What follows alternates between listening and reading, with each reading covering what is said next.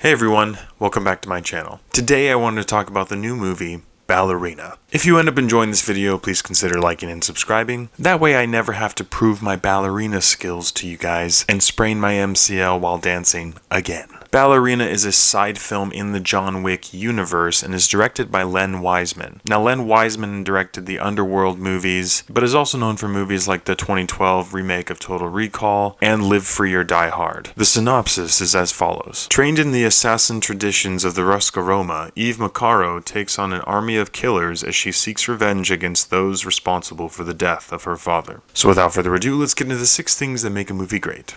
1. The plot. This movie opens with Eve as a young child with her father, when all of a sudden a random tribe shows up and kills him. Eve finds her way to the Roscaroma, is given a choice, and decides to train in their ways. Years later, she is now a trained assassin and protector, and on a certain mission runs into someone from the tribe that killed her father. She then makes it her personal mission to track down this tribe and try to kill their leader. First and foremost, them deciding to stick with the revenge flick genre for a separate movie in the John Wick universe seemed to work. It wasn't as iconic as a man hunting down and killing everyone after they killed his dog, but it did help the plot progress nicely. It did seem like there were certain moments in this movie that were very rushed, as well as certain moments that didn't make a whole lot of sense other than they just needed the plot to continue going. And they're pretty obvious to see in real time. But it did enough to be a decent enough revenge flick, and it kept me engaged for the entire movie. So for me, plot gets a 50-50.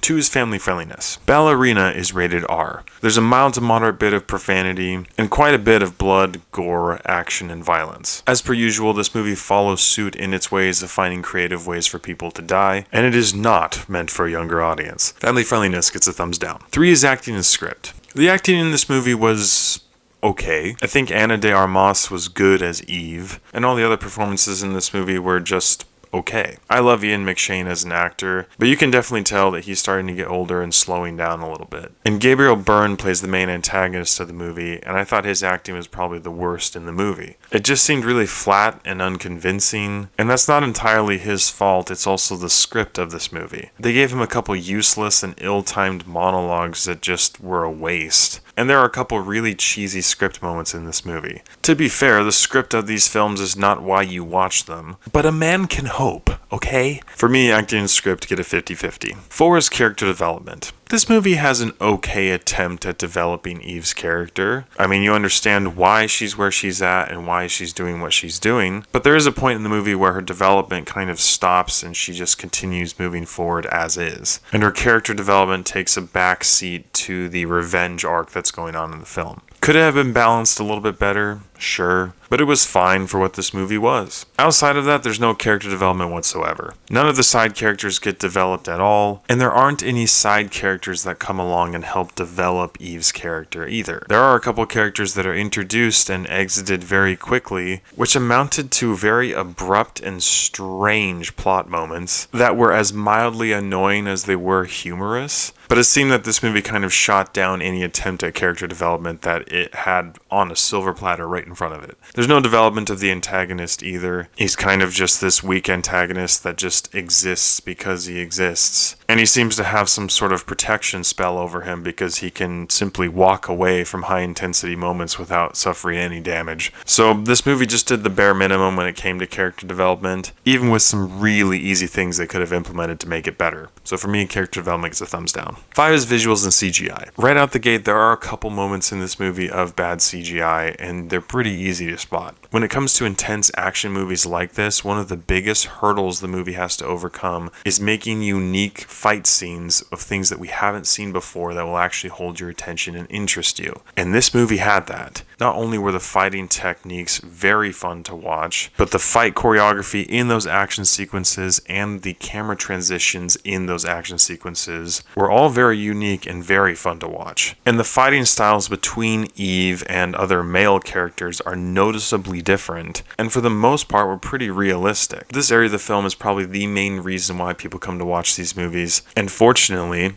it made the movie fun to watch. So for me, visuals and CGI get a thumbs up. And 6 is rewatchability. Ballerina clocks in at just over 2 hours long, and despite some of the moments in the story feeling abruptly cut short, you can still definitely feel the length of this movie, although it's not necessarily a bad thing. I love a good action adventure revenge flick, and although there were things that this movie could have done to make it a bit more interesting and compelling, I found it to be a pretty fun watch. It wasn't anything incredible, it was just kind of decent, but regardless of that, it was an entertaining watch. And though not often, I think I would watch it again. So for me, rewatchability gets a 50-50. With all these areas considered, I have to give Ballerina a 6 out of 10. This movie had some pretty weak character development and straight up ignored character building moments that were right in front of them. It also had a very weak antagonist, some moments of pretty poor CGI, and some extremely weak plot moments that existed for no other reason but to make the plot go on longer. But the action sequences and fight choreography were very entertaining. It did what it needed to be a decent revenge flick,